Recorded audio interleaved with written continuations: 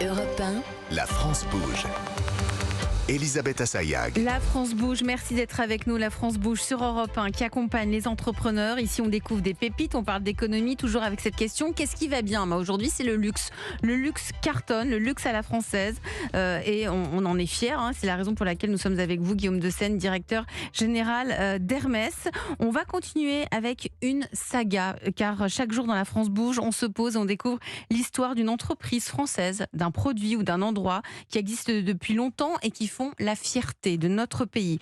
Aujourd'hui, dans cette émission consacrée à Hermès, au luxe, gros plan sur une école de sellier pas comme les autres, qui date de 1990 au sein du haras du Pin, qui date, lui, de Louis XIV.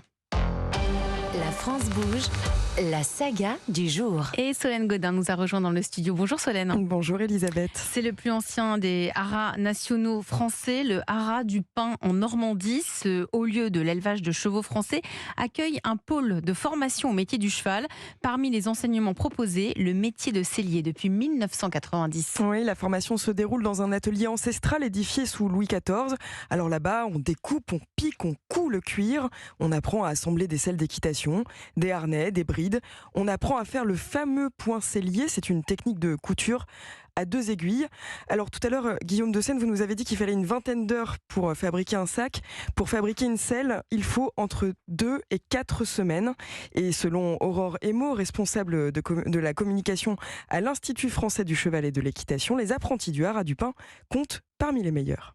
On a régulièrement des jeunes qui participent au concours un des meilleurs apprentis de France. Et chaque année, nous avons la chance d'avoir au moins un ou une médaillée. Par exemple, en 2023, on a Maud Cognier qui vient de finir sa formation et qui est donc titrée de cette médaille. Et cette année, 100% des élèves ont décroché leur diplôme de sellier. Au haras du Pin, pour l'examen final, pas de grand oral ou de dissertation. On va avoir un document avec le sujet à traiter. Donc là, c'est une réalisation, par exemple, d'un bridon, ou d'un article de sellerie, avec tous les dessins à suivre. L'objectif est de réaliser dans un temps imparti cet outil-là. On n'y pense pas forcément, mais sellier, c'est un métier physique. Oui, il faut avoir une force de cheval pour monter la pièce de cuir sur le siège de la selle. Il faut l'enfiler sur l'arçon et il ne faut pas avoir peur des aiguilles non plus. Les aiguilles peuvent laisser quelques traces sur les doigts. On a souvent aussi, avec l'apprentissage de l'utilisation de différents outils, quelques coupures. Donc on utilise un stock de pansements annuel en début de formation assez important, mais sans risque.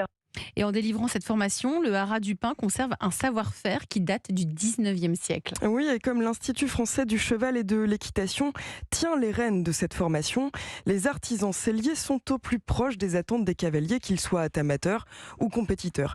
Mais comme l'équitation est le seul sport individuel qui se pratique à 2, les selliers sont aussi attentifs au confort du partenaire du cavalier. On essaye d'inculquer aussi à toutes les personnes qui viennent se former toutes les notions autour du bien-être animal afin que les productions autour des chevaux soient pensées, réfléchies, fabriquées en fonction du cheval pour assurer son confort physique. En France, il y a moins de 20 établissements qui proposent une formation de sellerie. Alors si vous voulez visiter le plus royal d'entre eux, sachez que le haras du Pin est ouvert aux visiteurs tout l'été. Merci Solène Godin pour cette saga du jour, le haras du Pin et son école de sellier. Guillaume Decène, vous êtes donc le directeur général d'Hermès. Je crois qu'un des selliers d'Hermès a suivi la formation de sellier au haras du Pin. Alors nous avons des relations avec le haras du Pin et l'école du haras du Pin depuis plus de 15 ans. Et un certain nombre de nos artisans font leur formation initiale au haras du Pin. Il faut rappeler que chez Hermès, nous sommes nés dans la sellerie et le harnais. Donc, nous appliquons ces techniques aux articles de cuir. Et donc, on a évoqué le cousu sellier à 2 aiguilles. C'est une méthode que nous utilisons pour nos sacs, pour nos pièces de petite maroquinerie. Donc, il y a un tronc commun de formation. Justement, parlant des cavaliers, est-ce que vous allez participer à la tenue olympique des cavaliers pour les JO à venir ? Alors, nous avons un certain nombre de cavaliers partenaires, oui, absolument, dont certains des meilleurs. Lesquels ? Nous avons Simon Delestre, nous avons dans différentes disciplines. Vous connaissez peut-être Solène, parce que Solène est cavalière, donc vous les connaissez. Oui, et donc, vous allez participer à cette tenue olympique des cavaliers. Derrière tout ça, il y a des salariés qui vont les fabriquer. Est-ce que justement, vous recrutez là en ce moment ? Alors nous recrutons. chaque année des centaines de salariés en France, et notamment pour nos ateliers de maroquinerie qui ont besoin de grandir parce que la croissance de nos activités est importante. Et donc, nous recrutons plusieurs centaines de salariés pour les différents sites que nous avons en France. Quel site pour que les personnes qui ont envie de candidater nous recrutons un peu partout. Nous recrutons dans les Ardennes, nous recrutons dans le Massif central, nous recrutons dans la région parisienne, nous recrutons en Normandie. Enfin, tous nos sites sont... Ceux qui sont matures ont des besoins de remplacement de salariés qui partent à la retraite. Et puis ceux qui sont récents sont en croissance d'effectifs. Et puis des belles conditions de travail. Le fait que ce soit une entreprise familiale, je rappelle, Hermès est une entreprise familiale, vous faites partie de la famille Hermès.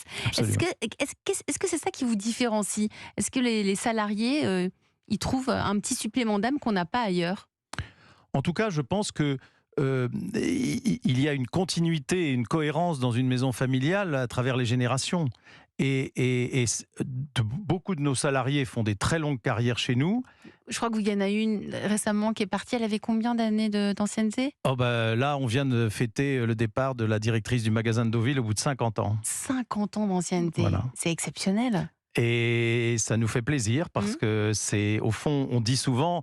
C'est pas la famille Hermès, c'est les familles avec un S Hermès. Et dans ces familles Hermès, il y a tous ces salariés qui sont vraiment, qui prennent à cœur de participer au succès de l'entreprise.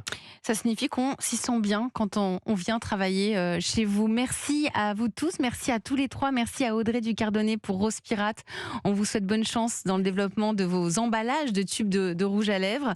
Merci à Fanny Deléage, vous avez fondé la tannerie végétale. Bonne chance à vous aussi. Merci pour l'invitation. Et merci à vous, Guillaume de Seine, directeur général d'Hermès. C'est toujours un plaisir d'écouter les histoires de cette grande maison emblématique du luxe français. C'est déjà la fin de votre émission, des parcours de vie, des rencontres, de l'audace, briser des barrières, foncer vers ses rêves. C'est tout cet état d'esprit pour avancer dans sa vie professionnelle et pour entreprendre. La France bouge part en vacances. Lundi, ce sera Mélanie Gomez et Julia Vignali à 13h. Pendant tout l'été, elles vont vous accompagner, vous faire du bien. Et quant à moi, je vous donne rendez-vous le 28 août à 20h pour une nouvelle France qui bouge, qui innove et qui bosse. Alors bon été à vous tous. Et puis surtout, là, dans un instant, vous allez retrouver Émilie Dez à 14h pour le Flash. Et juste après, ce sera Christophe Ondelat.